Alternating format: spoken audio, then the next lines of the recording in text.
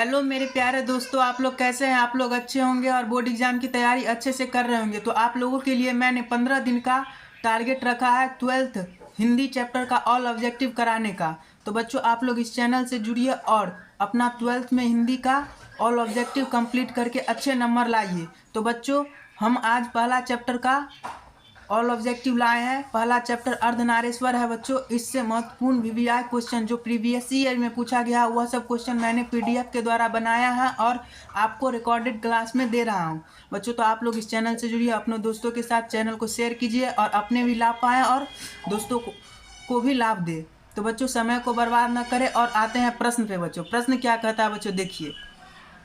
तो देखिए दोस्तों प्रश्न पहला कह रहा है बच्चों, प्रश्न पहला कह रहा है अर्धनारीश्वर पाठ के लेखक कौन है। तो देखिए अर्धनारीश्वर पाठ के लेखक कौन है बच्चों। नामवर सिंह, रामधारी सिंह दिनकर, हजारी प्रसाद द्विवेदी, रामचंद्र शुक्ल। तो दोस्तों अर्धनारीश्वर पाठ के लेखक रामधारी सिंह दिनकर जी हैं। उन्होंने अर्धनारीश्वर पाठ को लिखे हैं। तो दोस्तों ऑप्शन नंबर बी सही हो जाएगा। चलिए बच्चों अब अगले प्रश्न पे आते हैं। अगला प्रश्न क्या कह रहा है देखिए दोस्तों। अगला प्रश्न देखिए दोस्तों, रामधारी सिंह दिनकर की रचना कौन सी है।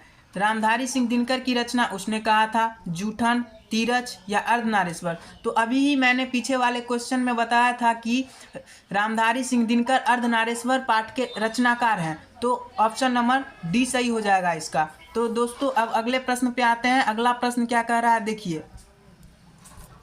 अगला प्रश्न देखिए दोस्तों। अगला प्रश्न है दोस्तों, दिनकर जी का जन्म बिहार के किस जिले में हुआ था। दिनकर जी हमारे ही बिहार के रहने वाले थे और वे बिहार के सबसे नज़दीक जिला समस्तीपुर, बेगूसराय, पटना या भोजपुर। तो वे हमारे बिहार के रहने वाले थे और वे बेगूसराय से बिलोंग करते थे। उनका जन्म स्थल बेगूसराय था। तो दोस्तों ऑप्शन नंबर बी सही हो जाएगा। अब अगले प्रश्न पे आते हैं। अगला प्रश्न क्या कह रहा है दोस्तों देखिए। अगला प्रश्न देखिए दोस्तों, अर्धनारीश्वर में किस गुण का समन्वयन है। नारी के, पुरुष के, नारी और पुरुष दोनों के, इनमें से कोई नहीं। तो दोस्तों आप लोग पढ़े थे कवि परिचय, आप लोग कवि परिचय पढ़े थे तो उसमें बताया गया था कि अर्धनारीश्वर जो है नारी और पुरुष दोनों के गुणों का समन्वयन है। तो ऑप्शन नंबर सी सही हो जाएगा दोस्तों। तो चलिए अगले प्रश्न पे आते हैं। अगला प्रश्न क्या कह रहा है देखिए। अगला प्रश्न देखिए, दिनकर जी की पहली काव्य पुस्तक कौन सी है। दिनकर जी की पहली काव्य पुस्तक गुरुक्षेत्र, हुंकार, रसवंती, प्रणभंग। तो दोस्तों दिनकर जी की पहली काव्य पुस्तक प्रणभंग है। Option number D is correct. Option number D is correct दोस्तों। प्रणभंग, उन्होंने पहली काव्य पुस्तक प्रणभंग लिखे थे। तो यह प्रश्न काफ़ी बार बोर्ड में पूछा गया, तो इस प्रश्न को भूलिए नहीं। कमेंट सेक्शन में कमेंट कीजिए कि प्रणभंग उनकी पहली काव्य पुस्तक थी। अब अगले प्रश्न पे आते हैं। अगला प्रश्न देखिए क्या करा। अगला प्रश्न देखिए दोस्तों, दिनकर जी की पहली कविता किस पत्रिका में प्रकाशित हुई। तो दिनकर जी की पहली कविता जो थी वह छात्र सहोदर में प्रकाशित हुई थी। ये मत समझिएगा कि छात्र पत्रिका या छात्र मित्र। ऑप्शन नंबर ए सही होगा। छात्र सहोदर में उन्होंने पहली पत्रिका प्रकाशित किए थे। तो option number A is correct होगा दोस्तों। तो अगले प्रश्न पे आते हैं दोस्तों। अगला प्रश्न क्या कह रहा है देखिए। अगला प्रश्न है दोस्तों, दिनकर जी की पहली कविता कब प्रकाशित हुई। तो दिनकर जी की पहली कविता जो थी 1925 में प्रकाशित की गई थी। इस प्रश्न का जवाब आप लोग कमेंट सेक्शन में कमेंट कीजिए कि कितनों को आता है। और चलिए बच्चों अब अगले प्रश्न पर आते हैं। अगला प्रश्न देखिए दोस्तों। अगला प्रश्न देखिए, दिनकर जी के अनुसार यदि पति विचार है तो पत्नी क्या है। आप लोगों ने पाठ पढ़ा था तो उसका 2-3 लाइन के बाद उसमें दिया गया था। दिनकर जी कहते हैं कि यदि पति विचार है तो पत्नी भावना है। यदि पति विचार है तो पत्नी भावना है। ऑप्शन नंबर सी करेक्ट होगा। चलिए दोस्तों अब अगले प्रश्न पे आते हैं। अगला प्रश्न क्या कह रहा है देखिए। अगला प्रश्न है दोस्तों, बुद्ध और महावीर ने नारियों को कौन सा अधिकार दिया। संन्यास लेने का, बिच्छुनी होने का, पति के त्याग का, इनमें से कोई नहीं। तो बुद्ध और महावीर जो थे नारियों को बिच्छुनी होने का अधिकार दिया। बिच्छुनी होने का अधिकार दिया। ऑप्शन नंबर बी सही होगा दोस्तों। अब अगले प्रश्न पे आते हैं। अगला प्रश्न देखिए दोस्तों क्या कर रहा है। अगला प्रश्न देखिए बच्चों, बहुत ही अच्छे प्रश्न है। यह प्रश्न कई बार पूछा गया है, इसलिए आप लोग इस प्रश्न को भूलिए नहीं। कमेंट सेक्शन में कमेंट कीजिए कि कितनों को आता है। पुरुष जब नारी के गुण लेता है तब वह देवता बन जाता है, किंतु नारी जब नर के गुण सीखती है तब वह राक्षस हो जाती है। यह किसका कथन है? दिनकर जी का, रविंद्रनाथ का, प्रेमचंद्र का, इनमें से कोई नहीं। तो दोस्तों ये मत समझिएगा कि यह पाठ दिनकर की है तो दिनकर का स्टेटमेंट होगा। यह जो है यह स्टेटमेंट प्रेमचंद्र जी दिए थे। यह स्टेटमेंट कौन दिए थे बच्चों? तो प्रेमचंद्र जी। तो option number C is correct होगा बच्चों। अब अगले प्रश्न पे आते हैं दोस्त। अगला प्रश्न देखिए क्या कह रहा है दोस्तों। अगला प्रश्न है दोस्तों कि अर्धनारीश्वर का किस विधा से संबंध है? अर्धनारीश्वर का किस विधा से संबंध है दोस्तों? निबंध से, कहानी से, एकांकी से, व्यंग से। तो दोस्तों अर्धनारीश्वर पाठ जो है वह एक ललित निबंध है, तो इसका निबंध होगा दोस्तों। ऑप्शन नंबर ए करेक्ट होगा दोस्त। अब अगले प्रश्न पे आते हैं दोस्तों। अगला प्रश्न क्या कह रहा है देखिए दोस्तों। अगला प्रश्न है दोस्तों, किसने अपने जीवन के अंतिम दिनों में नारी तत्व की साधना की थी? दोस्तों यह प्रश्न भी कई बार बोर्ड में पूछा गया है। यह प्रश्न का जवाब आप लोग कमेंट सेक्शन में कमेंट कीजिए। वैसे इस प्रश्न का जवाब ऑप्शन नंबर ए होगा दोस्तों, गांधी जी। गांधी जी जो थे अपने अंतिम जीवन में नारी तत्व की साधना किए थे। उन्होंने यस्य नार्यतम पूज्यन्ते का पाठ पढ़ाए थे। तो ऑप्शन नंबर ए करेक्ट होगा दोस्तों। अब अगले प्रश्न पे आते हैं। अगला प्रश्न क्या कह रहा है दोस्तों देखिए। अगला प्रश्न है दोस्तों, काफी अच्छा प्रश्न है। अर्धनारीश्वर शंकर और पार्वती का किस प्रकार का रूप है? तो अर्धनारीश्वर पाठ जो है दोस्तों वह पाठ एक काल्पनिक पाठ है। वह एक काल्पनिक है, तो यह कल्पित पाठ कहेंगे। किस प्रकार का रूप है दोस्तों? तो यह एक कल्पित रूप है। तो ऑप्शन नंबर बी करेक्ट होगा दोस्तों। अब अगले प्रश्न पे आते हैं। अगला प्रश्न क्या कह रहा है दोस्तों देखिए। अगला प्रश्न 14 नंबर प्रश्न है दोस्तों, प्रेमचंद्र के अनुसार नारी जब पुरुष के गुण सीखती है तब वह क्या हो जाती है?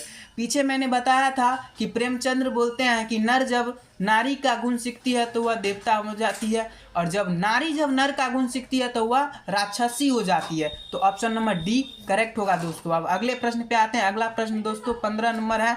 15 नंबर प्रश्न का जवाब आप लोग कमेंट सेक्शन में कमेंट कीजिए कि इसका क्या होगा दोस्तों। निम्नलिखित में से कौन सी रचना दिनकर जी की नहीं है? तो इसमें से, इस ऑप्शन में से बताना है दोस्तों कि दिनकर जी जो थे उनकी रचना इसमें से कौन नहीं है। उर्वशी पे उन्हें पुरस्कारित किया गया था। रश्मि रसी पे उन्हें साहित्य अकादमी पुरस्कार दिया गया था। कुरुक्षेत्र भी उनकी ही रचना है। यह शांति की तरफ पे कुरुक्षेत्र का दिया गया था। लेकिन जूठन जो है, जूठन इनकी रचना नहीं है। जूठन किन की रचना है? तो वाल्मीकि की। बालकृष्ण जूठन जो है उनकी रचना नहीं है। सॉरी दोस्तों, जूठन जो है ओम प्रकाश वाल्मीकि की रचना है। तो ऑप्शन नंबर सी उनकी रचना नहीं होगी। रामधारी सिंह दिनकर जूठन के रचनाकार नहीं है। वे उर्वशी के रचनाकार है, वे रश्मि रथी के रचनाकार है, वे कुरुक्षेत्र के रचनाकार है। तो option number C is correct होगा दोस्तों। अब अगले प्रश्न पे आते हैं दोस्तों। अगला प्रश्न क्या कह रहा है देखिए दोस्तों। अगला प्रश्न है दोस्तों तो दोस्तों अगला प्रश्न है, निम्नलिखित में से कौन सी रचना दिनकर जी की है? तो दिनकर जी की रचना कौन है? सदियों का संताप, परशुराम की प्रतीक्षा, दराई घोड़ा, रसाताल यात्रा। तो दोस्तों उनकी जो है परशुराम की प्रतीक्षा बहुत ही प्रसिद्ध रचना है। बहुत ही प्रसिद्ध रचना है परशुराम की प्रतीक्षा। तो ये याद कर लीजिए, हो सकता है इस बार बोर्ड में पूछ दे। तो option number B is correct होगा दोस्तों। कमेंट सेक्शन में कमेंट कीजिए दोस्तों इस प्रश्न का जवाब आप लोगों में से कितने को आता था। अब आते हैं अगले प्रश्न पे दोस्तों। अगला प्रश्न क्या कह रहा है देखिए दोस्तों। अगला प्रश्न देखिए दोस्तों, काफ़ी अच्छा प्रश्न है। यह प्रश्न कितना बार पूछा गया? प्रश्न 10th बोर्ड में भी पूछा गया था और हो सकता है 12th में भी पूछ दे। तो दिनकर को किस कृति पर भारतीय ज्ञानपीठ पुरस्कार प्राप्त हुआ? तो दिनकर को जी जो थे उनको किस कृति पे ज्ञानपीठ पुरस्कार प्राप्त की गई? अर्धनारीश्वर पे, उर्वशी पे, हुंकार पे, कुरुक्षेत्र पे। तो दोस्तों दिनकर जी जो थे उर्वशी पे ज्ञानपीठ पुरस्कार प्राप्त किए। Option number B is correct होगा दोस्तों। अब अगले प्रश्न पे आते हैं। अगला प्रश्न क्या कह रहा है दोस्तों देखिए।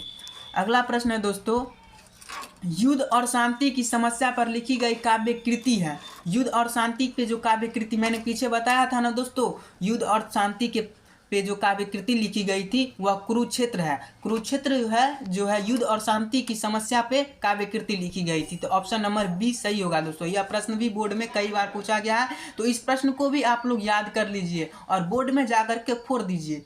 आप अधिक से अधिक नंबर लाएंगे तो अच्छी ही बात है। और अगले प्रश्न पे आते हैं। अगला प्रश्न क्या है दोस्तों। अगला प्रश्न देखिए दोस्तों, अर्धनारीश्वर कल्पित रूप है। मैंने पीछे बताया था ना दोस्तों, अर्धनारीश्वर कल्पित रूप है किसका? शिव और पार्वती का। शिव और पार्वती का वह कल्पित रूप है। यह एक काल्पनिक पाठ है। काल्पनिक मतलब मन की पाठ। तो अब आते हैं अगले प्रश्न पे। अगला प्रश्न क्या कह रहा है दोस्तों? क्वेश्चन नंबर 20 है दोस्तों। देखिए इस प्रश्न में कह रहा है, गांधारी थी दुर्योधन की माँ, कृष्ण की माँ, अर्जुन की माँ, बलराम की माँ। तो दोस्तों इसमें इस पार्ट में आप सोच रहे होंगे कि गांधारी का जिक्र क्यों किया गया है। तो दोस्तों आप लोग पढ़े होंगे कि यदि गांधारी और शकुनी के बीच वार्तालाप होती तो शायद यह महाभारत न होती। इस पाठ में ऐसा जिक्र किया गया, इसीलिए यह प्रश्न बना है कि गांधारी कौन थी। तो वह दुर्योधन की माँ थी। ऑप्शन नंबर ए सही होगा दोस्तों। अब आते हैं अगले प्रश्न पे। अगला प्रश्न क्या कह रहा है दोस्तों? देखिए अगला प्रश्न है दोस्तों, प्रेमचंद्र थे गीतकार, कथाकार, फिल्मकार, संगीतकार। तो दोस्तों प्रेमचंद्र जो थे वे कथाकार थे। क्या थे दोस्तों? वे एक कथाकार थे।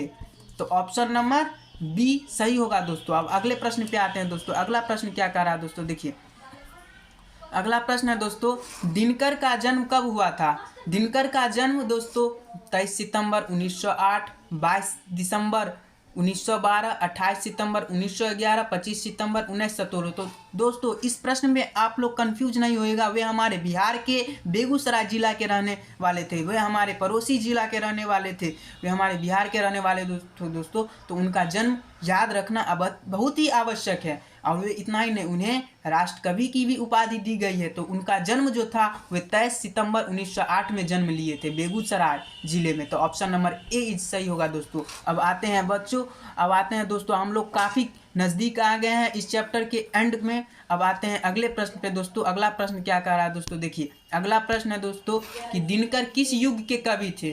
तो दिनकर जी जो थे किस युग के कवि है? भारतेंदु युग के, छायावादी युग के, छायावादोत्तर युग के, नाविक आंदोलन युग के। तो दोस्तों ऐसे प्रश्न पे अक्सर बच्चों कंफ्यूज हो जाते हैं। तो ऐसे प्रश्न में आपको कंफ्यूज नहीं होना है दोस्तों। ऐसे प्रश्न का जवाब आप अच्छे से दीजिए।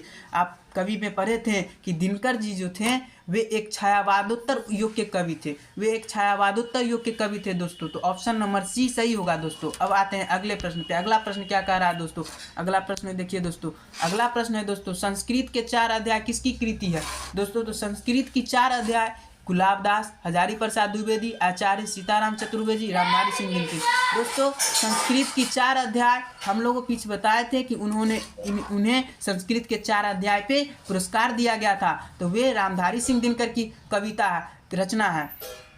तो संस्कृत के 4 अध्याय किनकी रचना है दोस्तों? तो रामधारी सिंह दिनकर की। तो चलिए दोस्तों इसका डी सही हो जाएगा। अब अगले प्रश्न पे आते हैं दोस्तों। अगला प्रश्न क्या कह रहा है दोस्तों? देखिए अगला प्रश्न देखिए दोस्तों, कौन सी कृति रामधारी सिंह दिनकर की लिखी हुई है दोस्तों? अब बताना है कि रामधारी सिंह दिनकर की इनमें से कौन सी कृति है। शुद्ध कविता की खोज, पुनः नरवा, स्मृति की रेखाएं, कविता के नए प्रतिमान। दोस्तों तो इस प्रश्न का जवाब आप लोग, दोस्तों मैं आशा करता हूं कि इस प्रश्न का जवाब आप लोगों के पास होगा। आप लोग कमेंट सेक्शन में कमेंट कीजिए कि इस प्रश्न का उत्तर क्या होगा दोस्तों। इस प्रश्न का उत्तर क्या होगा दोस्तों? कमेंट सेक्शन में कमेंट कीजिए।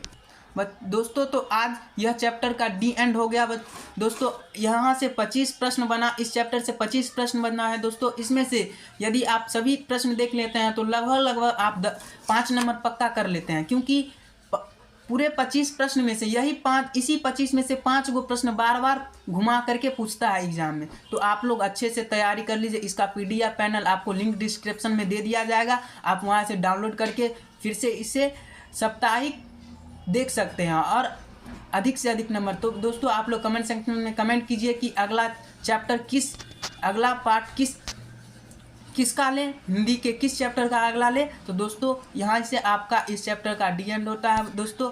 यह देखिए, थैंक्स फॉर वाचिंग दोस्तों। तो आप लोग इस चैनल से जुड़े रहिए, कमेंट कीजिए, सब्सक्राइब कीजिए और बेल आइकन को दबाना ना भूलें दोस्तों। तो आप लोग यहाँ से काफ़ी अच्छा प्रश्न ला सकते हैं यहाँ। अब अगले वीडियो का इंतज़ार कीजिए दोस्तों। अगला वीडियो जैसे ही आएगा आप लोग उसे भी देख करके यहाँ जितना भी मतलब पहले चैप्टर का या सेकंड चैप्टर का जो भी चैप्टर का होगा मैं वहाँ से शॉर्ट ऑब्जेक्टिव निकाल करके लाऊंगा। क्योंकि वही प्रश्न बोर्ड में पूछा जाता है। तो आप अगर यदि इस प्रश्न का जवाब सही से दे देते हैं तो आप काफ़ी अच्छा कर पाएंगे। तो चलिए अब आगे, तो मैं यहीं से इस चैप्टर का डी एंड करता हूँ दोस्तों।